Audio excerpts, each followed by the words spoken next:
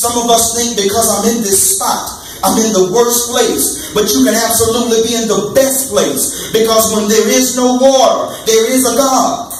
When there is no natural sustaining, there's still a God that brings you out and a God that heals you. But you have to listen unto the voice of the Lord. And God was trying to tell his people that I'm trying to have a relationship with you. I'm not trying to just make you come to church. I don't want you just hearing a preacher. I don't want you just coming and writing down some stuff in your notebook. I don't want you getting a little bit of religion out of the way and making yourself think that you're okay. But at the end of the day, you're still a sponge that's drawn from everything but God. And you find yourself, not only are you not living, but you're dying because the sponge needs the water to purge it. The sponge needs the water to get rid of the toxins, get rid of the stuff that's making me bitter. A person can't do that. A job can't take the bitterness out of your heart. A person can't take the bitterness out of your heart. But only God can do that for you. And so God is trying to love his people. He's trying to bring his people into covenant with them.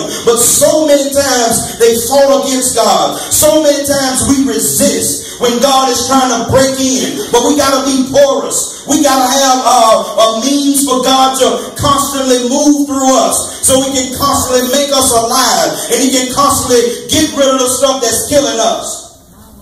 He's trying to bless his people. He's trying to have a relationship with you, but you want to have a relationship with church.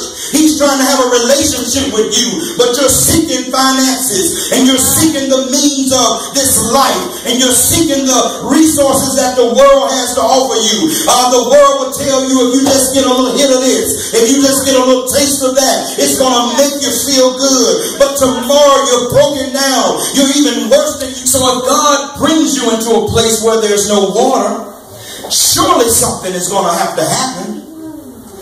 He brought them to a place out of Egypt. He brought them to water, and it was impossible. Egypt is back there. There's no way of escape. There's no way that I'm going to come out of this. There's no way I'm going to get to what God said that I can get to. God parts the sea, and he brings you to it. But then he brings you into a place 3 days later, after the praise has died down, after you finish shouting about what he did yesterday, and he brings you into a place and there's no water. You should have been just like you were when you should have remembered that when I was right here and it was impossible, that God made a way. That he took water and he made it dry ground, so that he can take dry ground over here and he can make it water. But I got to trust God instead of complaining and getting bitter and getting sour. We get bitter and we get sour. And the more we put it off, the more we don't come to God to really get fed, to really get renewed, to really get changed, to really get happy. The worse and worse is still there. You're not happy. And until you tap into worship, until you tap into the source of your life, until you really tap into God, it's always going to dry up. And see, if you're in God and it dries up, he will bring you to something else. He took Elijah that was in God. He took him to a brook. The brook fed him. The brook sustained him. But when the brook dried up, he said, now go over here because I got something else to sustain you. And so as long as you're hearing the voice of God, the Bible says, I ask you a question.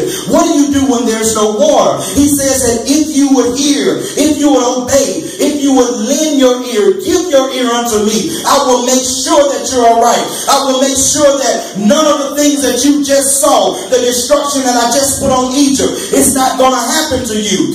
I'm the Lord that heals you. I'm the Lord that heals you. You're looking for God to heal your waters. You're looking for God to heal your finances. You're looking for God to heal your relationship. You're looking for God to heal your job, your standing on your job. You're looking for God to heal all of these external things. Lord, I need you to fix my car and fix my house and fix my relationship and fix this and fix that. But God is looking for you to simply tap into him. And everything else, there's going to be some directions in there. You can't hear from God when you're chasing all of that other stuff.